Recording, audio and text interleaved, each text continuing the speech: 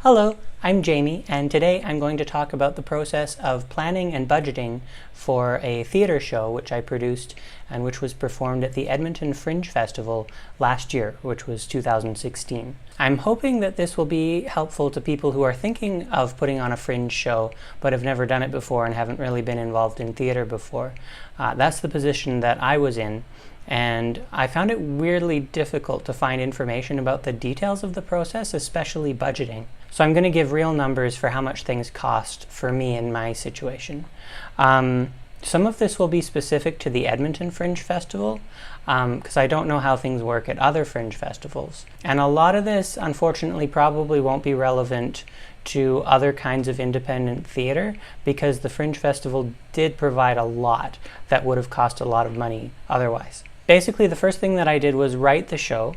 It was a musical, and it was based on music that I had written previously. I got together with a friend to figure out what songs to use and which songs to not use, and how the structure of the story would go based on those songs, and what characters there should be. I tried to make sure there would be as few characters as possible, because the more people you have involved, the more it's going to cost to produce the show. And then I found that I had a really hard time getting to the actual writing and finishing the script, so I ended up teaming up with my mom, and we got together every Saturday and finished writing the script together. I gave myself a deadline of November 2015 to finish writing the first draft, because November is the deadline for applying to the Fringe Festival lottery to get a venue provided for you. So we did manage to finish the first draft, and we did manage to win a venue at the festival. If I had not won that lottery to get a venue, I would have had the option to do a BYOV, a bring your own venue, and that would have meant I would have had to team up with a bar or some other business that hopefully has a stage and a seating area.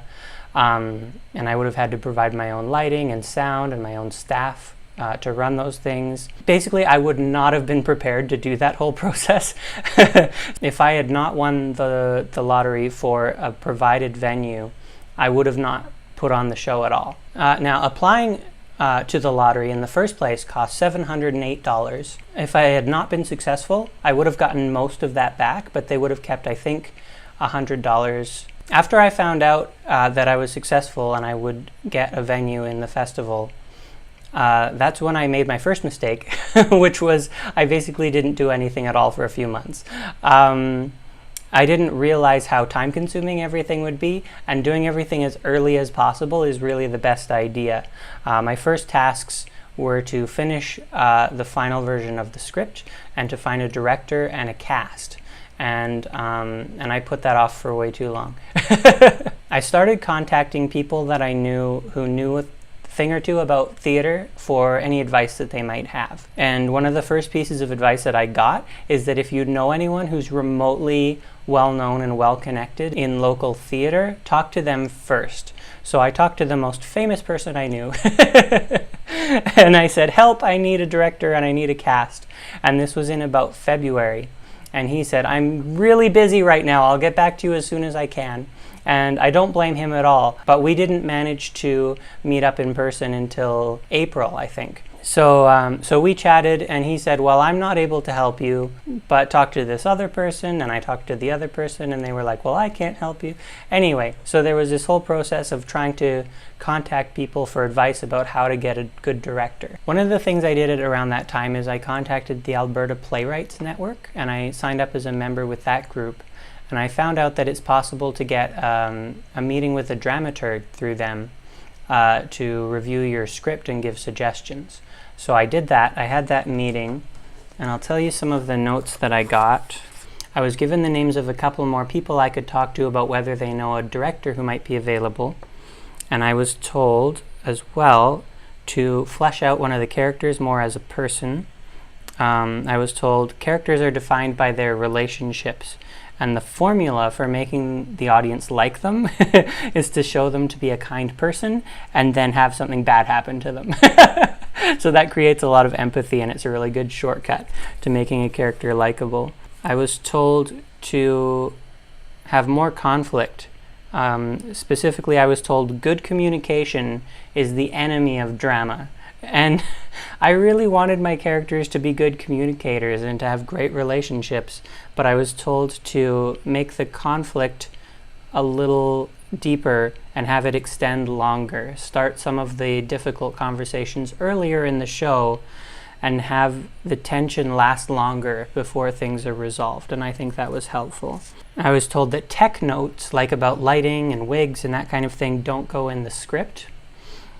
I had put that kind of information into the script because I thought that I was supposed to make those decisions, but it turns out that those things are for the director to decide. So, and I also found out that I know a bunch of people already who are involved in theater, and it turns out I'd been accidentally networking for theater just by doing things that I like to do.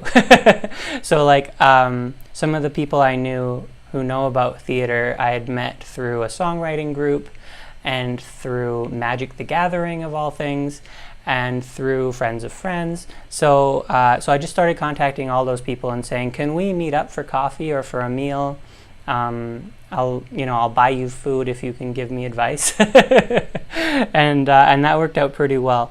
I'll tell you some of the other advice I got through that process. Part of the job of the director is visual aesthetic, making sure there's a consistent feel for the lighting, the sound, the character arc. They make decisions about scene transitions, emotional beats, movement, sometimes set design, but not always. The job of the stage manager is taking notes and blocking, helping actors to take their notes, helping the sound and light techs. They maintain schedules and breaks, and they make sure everyone's not overworking themselves.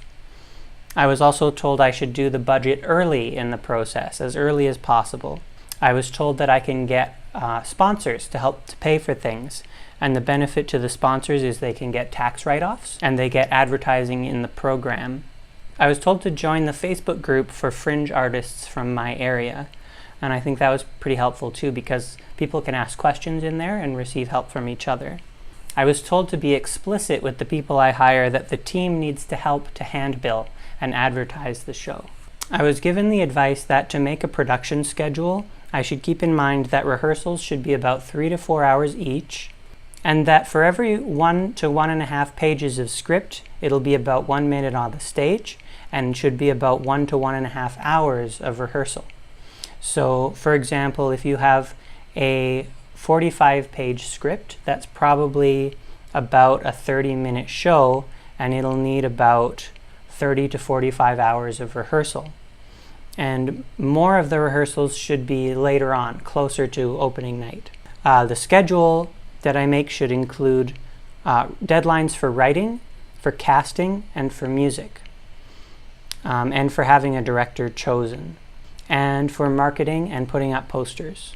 I wrote a call-out for the director, and I was told that that call-out should include a description of the show, a short elevator pitch, contact info, and I was told that it should also say right on it that it's for a fringe main venue, because those main venues are very desirable for other artists. If a director has a choice between working on a show that's in a main venue versus a bring your own venue, they're going to most likely want to do the main venue because they tend to get a bigger audience just by default. I was reminded that the budget should include handbills, poster design, props, costumes, and payment for the team.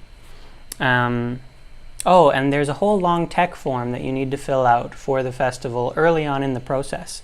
And you have to tell them if you're going to need mics provided for you.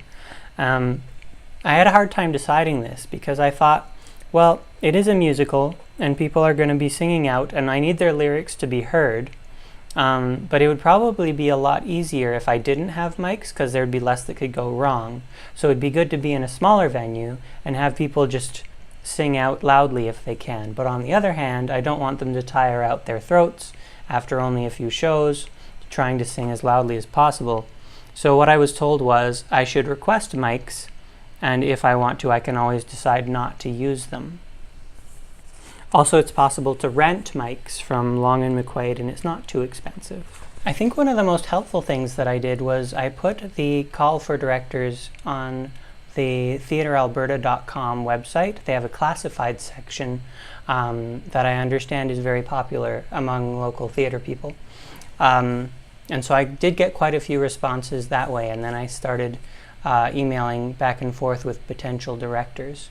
And I asked them questions like, what past experience do you have? Have you ever directed a musical before? The person I ended up really excited about is someone who lives in BC and would have to travel here to work on the show. And so she would have needed a $2,000 director's fee. And I was fine with that. It would have been expensive, but I would have made it work because she was so excited about the project and she understood the themes of the show. So I was all set to have this person as my director, but then in the end it turned out that she, for personal reasons, she wasn't actually able to travel. So then right as I was about to start casting, I didn't have a director anymore. So I ended up doing the casting auditions by myself. And I used the social room in my apartment building. It's a room that people can use for parties or whatever, and it's free to use. You just have to book it ahead of time. So I was really lucky that I had a free space available to me that looks nice, that was already tidy, that has couches and a little kitchen, so I could, provide water to people and things. And I could just use this room and not pay for it. So I used that for auditions, and we ended up using it for rehearsals as well. So at this point, it was the end of May, and I didn't have a director or a cast. And the Edmonton Fringe Festival is in August, so I was really kind of cutting things close.